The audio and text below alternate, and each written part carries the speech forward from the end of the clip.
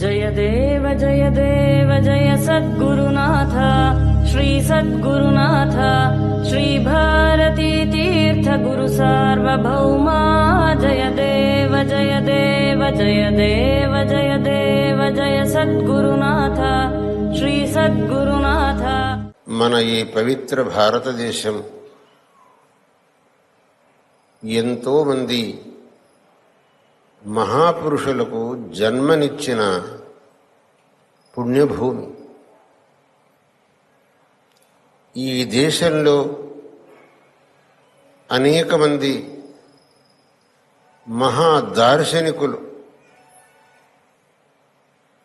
మహాభక్తులు,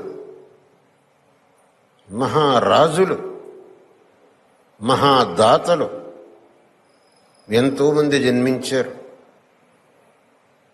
వారు ఎన్నో ఉత్కృష్టమైన కార్యములను చేశారు, లోకానికి ఉపకారం చేశారు, చిరస్థాయి అయిన కీర్తికి పాత్రులైనారు. అటువంటి మహాపురుషులలో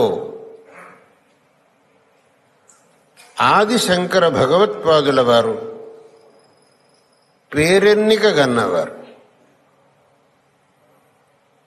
వారు ఈ భూమండలం మీద కనిపించింది కేవలం 32 సంవత్సరాల కాలం. ఆ అల్పకాలంలో వారు చేసినటువంటి కార్యములు మాత్రం అసాధారణమైనటువంటి.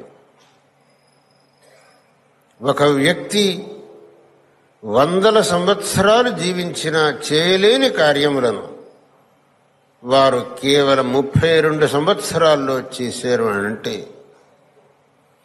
వారి యొక్క వ్యక్తిత్వం ఎట్టిదై ఉండొచ్చు,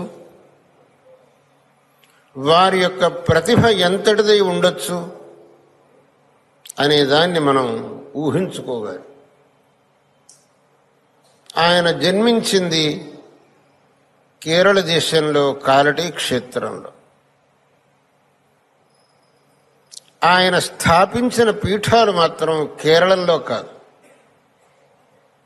ఒకటి కర్ణాటకంలో స్థాపించారు, ఒకటి ఒరిస్సాలో స్థాపించారు, ఒకటి గుజరాత్లో స్థాపించారు, ఒకటి ఉత్తర దేశంలో స్థాపించారు. ఆయన యొక్క దృష్టి అత్యంత విశాలమైన దృష్టి. ఈ సమస్త భారతదేశం ఒకటే, ఇది నాది అనేటటువంటి దృష్టి. రామేశ్వరంలో పూజ చేయటానికి మహారాష్ట్రుల్ని నియోగించారు. బదరీ క్షేత్రంలో పూజ చేయటానికి కేరళలో ఉండే నంబూద్రులను నియోగించారు. నేపాళంలో పశుపతినాథుడి పూజ చేయడానికి కర్ణాటకలో ఉండే బ్రాహ్మణులను నియోగించారు. ఎటువంటి జాతీయ సమైక్యతాభావం ఆదిశంకరులది. ఇవాళంతా మాట్లాడతారు మనం జాతీయ సమైక్యతాభావం ఉండాలి అని. మనవన్నీ కేవలం మాటలతోనే సరిపోతున్నాయి. ఆయన స్వయంగా ఆచరణ చేసి చూపించారు. దక్షిణంలో ఉన్న పీఠానికి ఉత్తర దేశీయుడైన సురేశ్వరాచార్యులను నియామకం చేశారు. పశ్చిమంలో ఉన్న పీఠానికి ద్రవిడ దేశీయుడైన పద్మపాదులు నియామకం చేశారు. ఉత్తరంలో పెట్టిన పీఠానికి కర్ణాటక దేశీయుడైన తోటకాచార్యులను నియామకం చేశారు. ఎటువంటి ఉదాత్తమైన భావన! ఆది శంకరులను ఇవాటికి కూడా మనం అత్యంత భక్తిభావంతో, పరమ ఆదరభావంతో వారిని స్మరిస్తున్నాము అని అంటే వారి యొక్క వ్యక్తిత్వం, వారి యొక్క పాండిత్యం, వారి యొక్క కరుణ, వారి యొక్క లోకానుగ్రహ శక్తి, ఇవి వారి యొక్క పేరును అజరామరం చేశాయి. ఎంతోమంది వచ్చారు తర్వాత, ఎంతోమంది ఎన్నో పనులు చేశారు. కానీ ఆది శంకరుల వారి యొక్క సమాన స్థాయికి ఎవ్వరూ రాలేదు.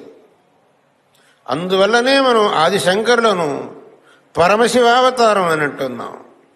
పరమేశ్వరుడి యొక్క సాక్షాత్ అంశావతారం శంకరుడు అని అంటున్నాం.